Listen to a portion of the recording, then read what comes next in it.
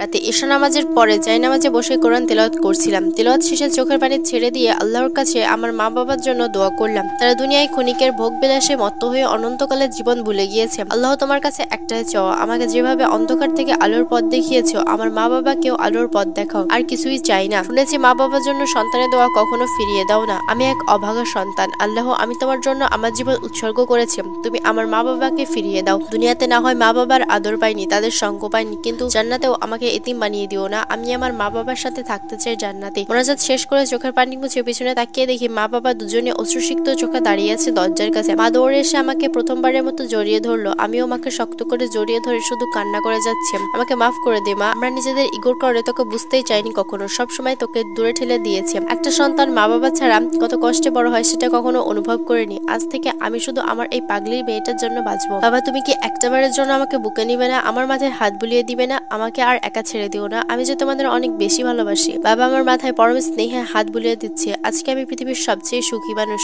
আল্লাহর কাছে শুকরিয়া আদায় করার কোনো ভাষা জানা নেই। আজ আমি যা চেয়েছি আল্লাহ আমাকে তাই দিয়েছে। মন থেকে আল্লাহর কাছে কিছু চাইলে আল্লাহ কখনো কাউকে ফিরিয়ে দেন না। মা বাবা দুজনেই তওবা করে আলোর পথে ফিরে এলো। এমন হয় সারা রাত তাহাজ্জুদ নামাজ পড়ে কাটিয়ে দেয় মা বাবার সাথে। মা চাকরিটা ছেড়ে দিয়েছে। এখন আমার সবচেয়ে ভালো বন্ধু আমার মা। আমাদের সংসারটা এখন একটা জান্নাতের বাগান।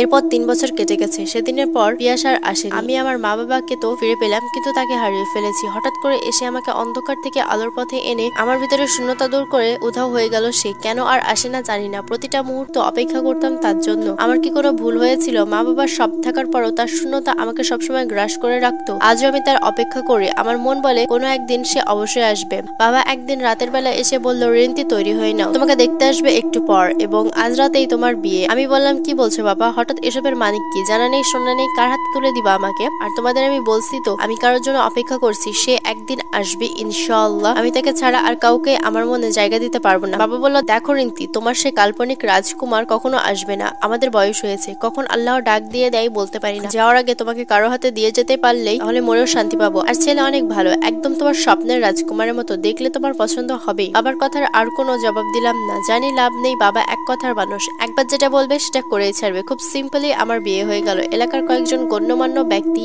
আর ছেলের পক্ষে কয়েকজন। আগে ছেলেকেও দেখিনি। আশ্চর্যের ব্যাপার, ছেলেও নাকি না দেখে বিয়ের জন্য হ্যাঁ বলে দিয়েছে। ছেলে যেমন হওয়ার হবে। আগেই বলে দিব আমি অন্য কাউকে ভালোবাসি এবং সে একজন জিন। তাহলে আর ভয়ে আমার কাছেই আসবে না। আসর ঘরে বসে ওনার জন্য অপেক্ষা করছি। আসুক আগে, তারপর দেখাবো বিয়ে করার মজা। কেউ ঘরে ঢুকেছে। আমি আর চোখে তাকিয়ে দেখলাম লম্বা চওড়া ফর্সা, মুখ ভর্তি দাড়ি, সত্যি যেন রাজপুত্র। আমি তাকে ভালো করে দেখার জন্য মাথা উঠিয়ে হা করে তাকিয়ে রইলাম। এত সুন্দর একটা মানুষ কিভাবে হয়? তার চেহারা থেকে যেন নূর ছড়াচ্ছে। আমি চোখ সরাতে পারছি না তার থেকে। আমাকে এভাবে তাকিয়ে থাকতে দেখে উনি বললেন, আজকে সব দেখা দেখে ফেললে সারা জীবন কি দেখবেন? তার কথা শুনে আমি চমকে উঠলাম। এটা তো পিয়াসের কণ্ঠ। আমি কিছু বলতে যাব এমন সময় উনি বললেন, কথা দিয়েছিলাম সময় হলে ঠিকই দেখতে পাবেন আমাকে। আজকে সেই বহু প্রতীক্ষিত সময়। পিয়াস, একে আপনি তোতলা হয়ে গেলেন কিভাবে? শ্বশুর মশাই তো বলেনি তার মেয়ে তোতলা? আমাকে ঠকিয়েছে। ওই, আমি তোতলা না। আমি স্বপ্ন দেখছি নাকি এটা আমার মনের ভ্রম? যে কণ্ঠের মালিককে দেখার জন্য আমি ব্যাকুল হয়ে থাকতাম, কত অপেক্ষা করেছি, সে আজ আমার সামনে দাঁড়িয়ে। প্লিজ আমাকে বলুন, এটা স্বপ্ন নাকি বাস্তব? আমার এখনো বিশ্বাস হচ্ছে না। এবার সে